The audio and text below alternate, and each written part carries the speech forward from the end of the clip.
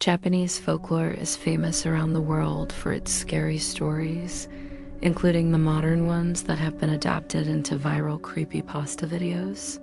One of the most infamous urban legends from Japan is one you've probably heard before.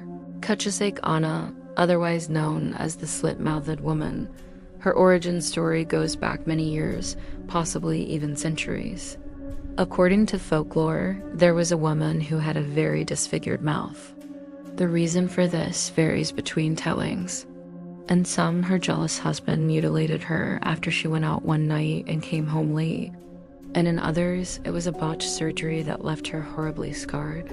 But regardless, her mouth was cut open from ear to ear. She became so ashamed of her appearance that she began wearing a white cloth mask whenever she left the house.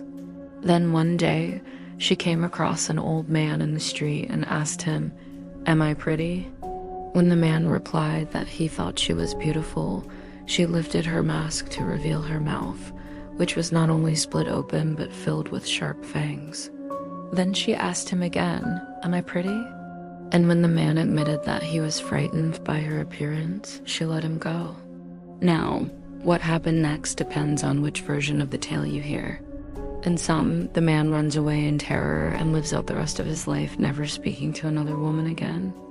And in others, she chases him down and either kills him or cuts his mouth open as well. This may sound like a pretty tame story by today's standards, but it sure got people's imaginations going. During the late 1970s, the legend of Kuchisake Onna began spreading like wildfire through schools in Japan. Children were telling each other stories about a terrifying woman who roamed around at night looking for men to kill. At first, these sightings seemed to be mostly reported in the Hokkaido region of the country. That all changed in 1981 when the legend reached Tokyo. Suddenly, everyone was talking about the Slit-Mouthed Woman. There were reports of her being seen up and down the country, as well as across the border in Korea. Parents were afraid to let their children leave the house alone, and lovers were too scared to meet up with each other after dark. Entire communities were gripped by panic as they waited for the inevitable attack that would prove the stories were true. Some say the legend started in a small town where a series of brutal murders had taken place. A killer had stalked the streets one night and attacked a group of teenagers, slashing their mouths open and leaving them to bleed out. The police never caught the culprit, leading the townspeople to believe it must have been the work of Kuchisake Onna. But why did the legend spread so quickly? Well, part of it could have been down to miscommunication. In Japanese culture, there's a polite way to turn down an offer and a rude way to do it. But the two can sound similar if you don't know the difference. This led to many people unintentionally answering the question, "Am I pretty?" with a yes or even a maybe.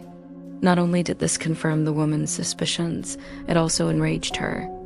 To answer her question with anything but no meant you were signing your own death warrant. Of course, people soon figured out that answering no was just as bad as answering yes. But it wasn't long before the legend took on a life of its own. Stories began circulating of people escaping her clutches by throwing sweets or money at her feet.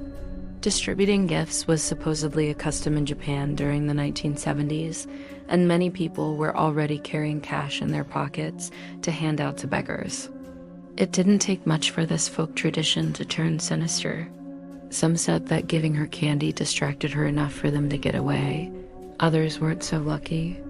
In one telling, a man was walking home one night when he saw a woman standing over a nearby bridge.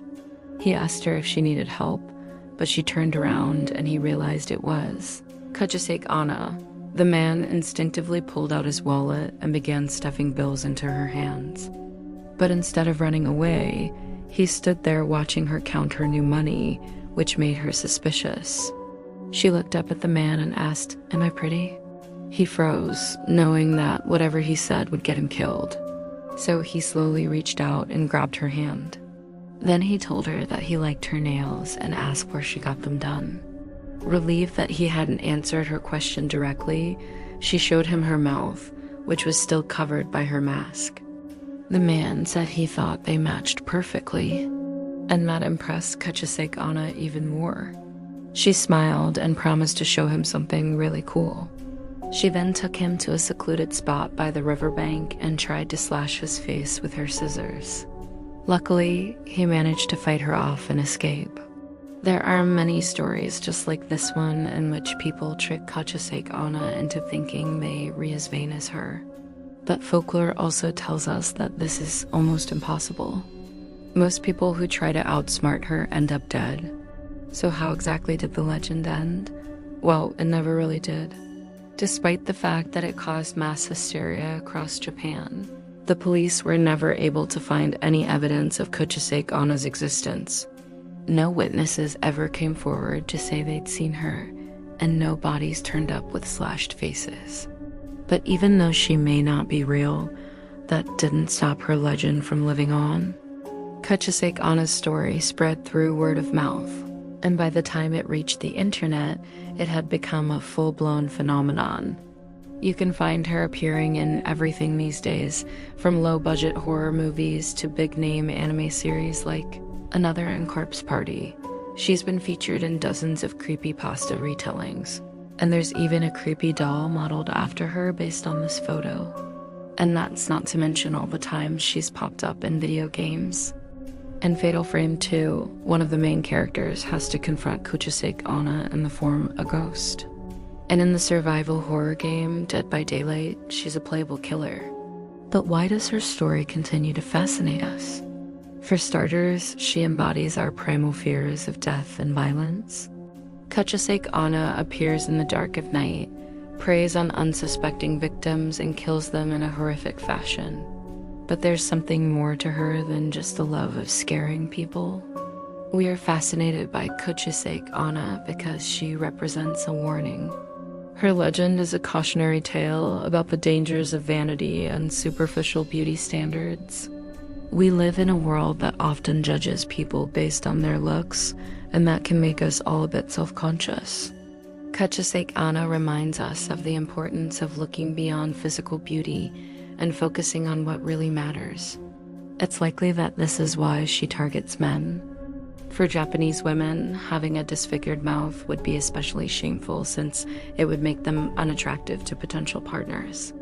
This is hinted at in some tellings where Kuchisake Onna is described as stalking young girls and only attacking boys. And of course, we can't forget the impact that her appearance has had on pop culture.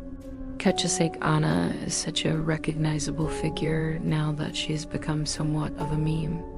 But despite the fact that she's often played for laughs, it's important to remember that she started out as a terrifying monster in Japanese folklore.